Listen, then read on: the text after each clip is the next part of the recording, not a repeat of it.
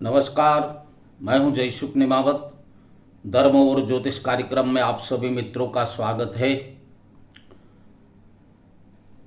आज का विषय बड़ा इंटरेस्टिंग है क्योंकि आज हम कुलदेवी और कुलदेवता आपके ऊपर प्रसन्न है या नाराज है, इस विषय पर बात करेंगे।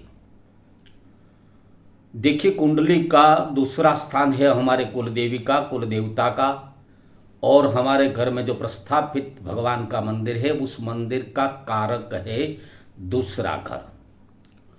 दूसरा घर हमारे धन का भी कारक है। जो धन हमें अच्छे तरीके से या तो धर्म से या शुभ तरीके से जो कमाया हुआ धन है, उस धन का कारक भी दूसरा घर है।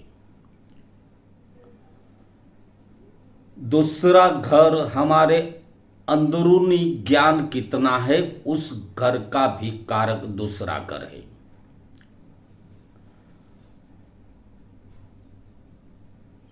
तो सबसे पहले हम ये देख लेते हैं कि अगर दूसरे घर में सूर्य, शनि, मंगल या राहु, इसमें से कोई एक ग्रह प्रतिष्ठित है तो समझ लीजिए आपकी कुल देवी आपसे नाराज है या तो आपके कुल देवता।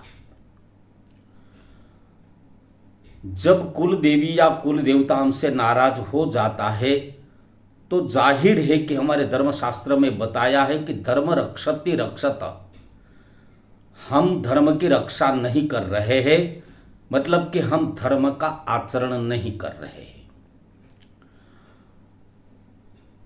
जब धर्म की रक्षा हम नहीं करते हैं तो हमारे कुलदेवी स्वतः हमसे नाराज हो जाती है।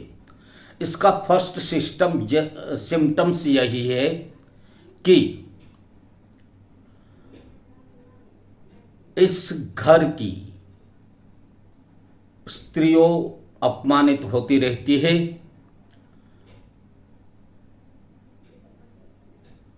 कभी भी इस घर में स्त्री को सम्मान नहीं मिलता।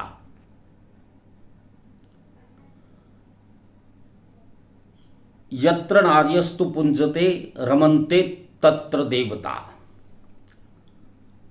जिस घर में नारियों का सम्मान होता है उस घर में ही देवता प्रसन्न रहते हैं। इसीलिए अगर दूसरा घर हमने जो बताया, इस ग्रहों से प्रताड़ित हो गया दूसरा घर, तो इस घर के प्रताड़ित होने के कारण हमारी कुलदेवी या कुलदेवता हमसे नाराज हो जाता है। अब कुलदेवी और कुलदेवता नाराज हो गया तो जो हमारा धन कमाने का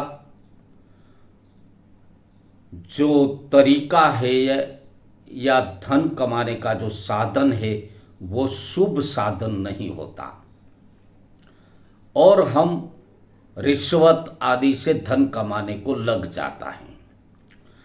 जब हम बुरे तरीके से धन कमाने को लग जाता है तो हमारा कुंडली का 6 हाउस ये भी प्रताड़ित हो जाता है।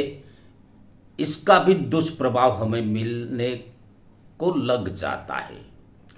अब 6 हाउस यानी कि छठा घर कुंडली का जो ये प्रताड़ित हो गया तो छठे घर से हमें ये देखना चाहिए, क्योंकि छठा घर कुंडली का शत्रु का है, रोग का है और ऋण का है। चाहे तो शत्रु प्रत्यक्ष भी हो सकते हैं या परोक्ष भी हो सकते हैं। ऐसे शत्रु जो हमारे पीछे भी हमारा बुरा सोचता है या बुरा करता है। तो जब हमारे पास बुरे तरीके से आया हुआ धन इकट्ठा हो जाता है, या यूं कह लीजिए कि हम जब बुरे तरीके से धन कमाने को लग जाता है तो हमारे यहाँ रोग भी बढ़ने लग जाता है और साथ ही शत्रु भी कोई न कोई रूप से हमारे पर प्रहार करने को लग जाता है। क्योंकि बुरे तरीके से धन कमाने से हमारा कुंडली का 6 हाउस सक्रिय हो जाता है, एक्टिव हो जाता है। जब 6 हाउस एक्टिव हो जाता है तो हमारे शत्रु भी एक्टिव हो जाता है, हमारे रोग भी एक्टिव हो जाता है। फिर आप कितनी भी दवा कर लो, आप कितने भी रिपोर्ट करवा लो, आपका रिपोर्ट नॉर्मल ही आएगा और परिस्थितियां जो है वो वैसी की तैसी ही रहेगी। रिपोर्ट नॉर्मल आने के बाद बीमारी नहीं हटती। तीसरी बात, हमारे पास जो नॉलेज होगा, हमने कहा कि दूसरा स्थान हमारे अंदरूनी ज्ञान का है, तो हमारे पास जो ज्ञान होगा वो लिटिल नॉलेज होगा, मतलब कि कहीं से उठाया हुआ नॉलेज। हमारा खुद का अंदरूनी नॉलेज कुछ नहीं हो सकता, लिटिल नॉलेज। और हमारे यहां अंग्रेजी में कहावत है कि little knowledge is dangerous thing. Little knowledge भयावह वस्तु है। और दूसरा स्थान हमारे जन्म और मृत्यु का द्वार भी है, क्योंकि दूसरे स्थान में अगर शुभ ग्रह प्रतिष्ठित है तो आपके पास धन कमाने का तरीका अच्छा होगा, और दूसरे स्थान में अगर हमने जो बताया वही ग्रह प्रतिष्ठित है तो आपका धन कमाने का जो तरीका है वो तरीका भी नहीं अच्छा होगा। जब धन कमाने का तरीका अच्छा नहीं है तो समझ लीजिए आपकी मृत्यु भी बिगड़ गई, क्योंकि दूसरा स्थान जन्म और मृत्यु का द्वार है।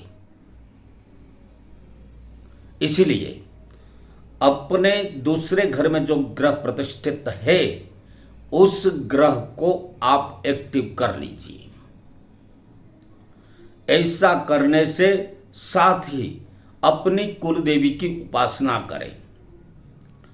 आपकी कुल परंपरा में जो कुल देवी देवता आती है उस कुल देवी की उपासना करें। ऐसा करने से आपका जो दूसरा घर नेगेटिव वाइब्रेशन दे रहा है वो पॉजिटिव वाइब्रेशन करने लग जाएगा। जब वो पॉजिटिव वाइब्रेशन देने को लग जाएगा तब आपका धन कमाने का जो तरीका है वो तरीका भी बदल जाएगा। इसीलिए सबसे पहले आप ये करें कि आपके घर की जो स्त्रियां हैं वो अगर अपमानित होती है तो उसको आप कंट्रोल कीजिए। आप घर की स्त्रियों को अपमानित ना करें, साथ किसी भी रूप से आप इसका सम्मान करें।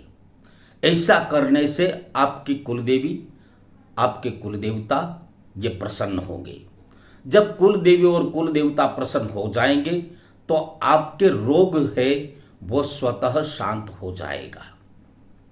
अगर हमारा इस वीडियो आपको पसंद आया है तो आप इसे लाइक, शेयर, सब्सक्राइब करें, अन्यथा नहीं। वंदे गौ मातरम।